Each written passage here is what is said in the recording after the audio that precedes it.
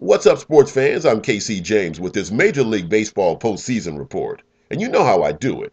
And if you don't, you better ask somebody. We're all tied up at a game apiece in the Fall Classic after the first two games in St. Louis. In game one, it was the Cardinals behind a gutsy performance from Chris Carpenter, their ace, who, even though a sore elbow, you could tell he didn't quite have the Chris Carpenter kind of stuff you're used to seeing, but he had just enough in the tank to keep the Rangers hitters off balance. And then Alan Craig's clutch pinch hit in the late innings was the RBI that was the difference in the game. Jason Mott, the Cardinals' reluctant closer, came in and slammed the door on the Rangers' bats in the ninth, and the Cardinals won it 3-2 to take a one-game lead in the series. And then in game two, a classic pitchers duel between Chris Lewis of the Rangers and Jaime Garcia of the Cardinals. I mean, both those guys were dealing. And we go to the ninth inning with the Cardinals leading it 1-0 and about to take a stranglehold on the series. Then the Rangers bats woke up just enough. Sac flies from Josh Hamilton and Michael Young was the RBI that was the game winner. But it was Ian Kinsler who led it off and got that single, ended up getting the second base. Ron Washington did an outstanding job at trusting his team as a manager. You know, he got criticized and basically hammered by the media after some of the moves he didn't make in game one. Well, in game two, he showed why he is an outstanding manager. He's gotten his team to the World Series for the second year in a row, and he doesn't get enough credit for being that kind of a manager. Yeah, we all know about Tony La Russa in his sixth World Series. He's got two World Series titles. He's one of the all-time winningest managers in the history of the game. But Ron Washington, he said, I trust my players. That's why he didn't bunt with Elvis Andres after Kinsler's hit in the ninth inning. Elvis Andres, Kinsler gets to second base on that steal in that close play. He was almost thrown out by Yadier Molina. Andres hit, he goes to third. Andres then gets to second base when Albert Pujols missed the cutoff and allowed Andres to get over to that extra base.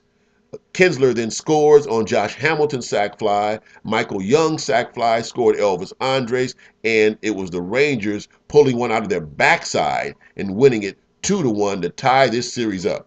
If Texas loses that game and goes home down 0-2, I think they are done and this series is over. And now instead, we have got a absolute dogfight coming up between these two teams. It is a dead heat going back to Texas for games 3, 4, and 5.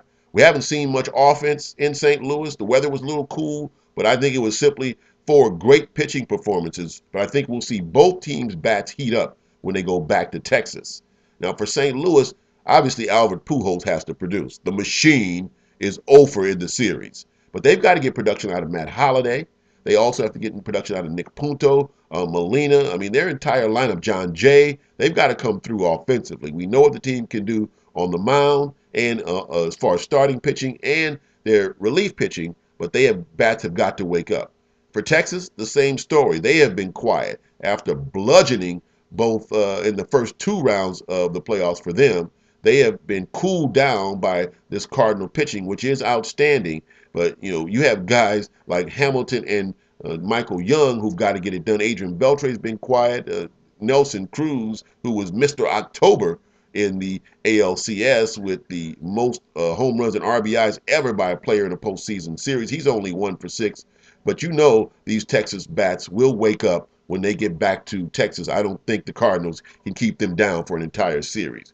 And the guy I really want to talk about is Elvis Andres. I mean, that dude is a witch with the glove. He made two ridiculous plays in game two that really kept Texas in it. That one when he got that stab right at the edge of the grass and then that flip to Ian Kinsler for a force, and then starting that wicked double play later on.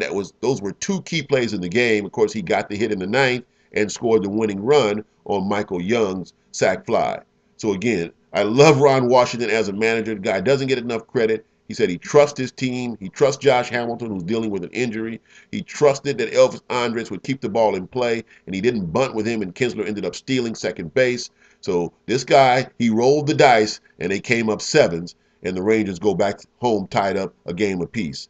I like the Rangers in this series. I've liked them all postseason, so I'm not changing now. I think when it's all said and done, the Rangers will win it in 6, even though the Cardinals do have home field advantage because of that ridiculous all-star rule. But I think Texas is going to walk away from the Fall Classic, pop the champagne corks for the first time in franchise history. We have a lot of baseball left, and I will be here to break it all down for you and give you the 411. You know how I do it, and I keep it real. So you make sure you keep it locked, and I'll see you next time here on the Major League Baseball Postseason Report. I'm KC James, and if you don't know, you better ask somebody. See you.